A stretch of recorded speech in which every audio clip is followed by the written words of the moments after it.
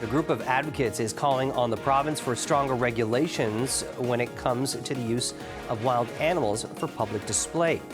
World Animal Protection Canada, joined by the Toronto Zoo, revealed a report card of Canada's zoo regulations highlighting what they call Ontario's weak and non-existent regulations. And for more on this, we are joined by Michelle Hammers of World Animal Protection Canada and Dolph De Jong, President and CEO of the Toronto Zoo. Thank you both for joining us on this very important topic that I think is going to shock a lot of people, especially when they look at the report card. And we have a graphic of this report card that pretty much shows a failing grade right across the board. Michelle, I want to start with you and talk about some of the concerns and a lot of the things that people might not know about how poorly Ontario ranks in comparison to other provinces when it comes to these roadside zoos. Yeah, so we designed a report card. We looked at regulations throughout Canada, and we found Ontario to be dead last. Ontario at the moment doesn't have any meaningful regulations. We don't have a license that is required to run or operate a zoo. You don't need a permit to own or buy a lion or a tiger or any non-native wildlife species. And we're the only province in Canada that is facing this issue. We have dozens of roadside zoos holding thousands of wild animals in heartbreaking conditions, and we want this to change. Why do you think Canada, Michelle, Ontario ranks so poorly when you look at all these other provinces that have, fairly good marks when it comes to permits for non-native wildlife, when it comes to permits for native wildlife? Why do you think Ontario is failing so poorly in this department? That's a good question and something we're wondering ourselves as well. It's a long-standing issue. It predates this government. But we do think that times has changed. More than over 88% of Ontarians want to see change. We did some polling a couple of years ago. The Toronto Zoo is on board with this messaging. We have municipal associations that are very supportive and that are looking towards the provincial government to support this and to solve this issue once and for all. And Dolph, I'm curious, why do you think these roadside zoos, what's the problem with them? Why are they unsafe, and why does there need to be more regulation when it comes to these roadside attractions?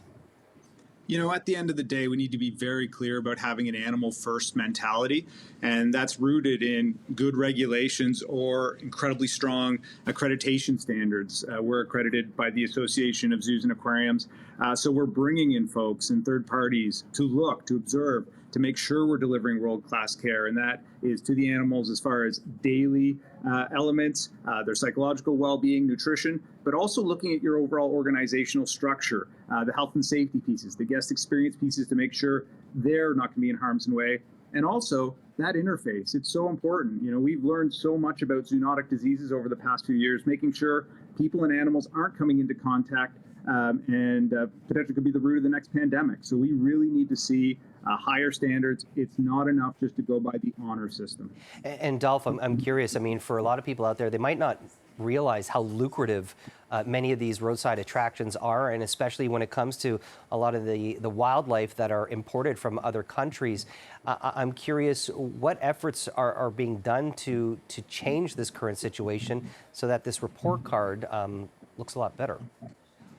Well, I think what's the only good news part of this story right now is you have groups coming together like World Animal Protection and your Toronto Zoo to say we'd like to see government play a bigger role in this. We want to make sure no animals are falling through the cracks, and we're raising the standard because out of sight, out of mind is not okay, and we really need to reflect and evolve in our approach to how we're caring for animals, how we're sharing, and people's expectations. So we're really excited to work with World Animal Protection on this, as well as with our federal counterparts on the Jane Goodall Act that looks at who can actually have these incredibly precious and also incredibly dangerous animals in their care to protect our teams, our guests, and our communities. Michelle, a lot of the animals. Yeah, Michelle, a lot of these wild animals, they're imported from countries around the world, and I'm curious what else needs to be done, I guess, at the borders to make sure that a lot of these animals, aren't being brought in for this kind of business.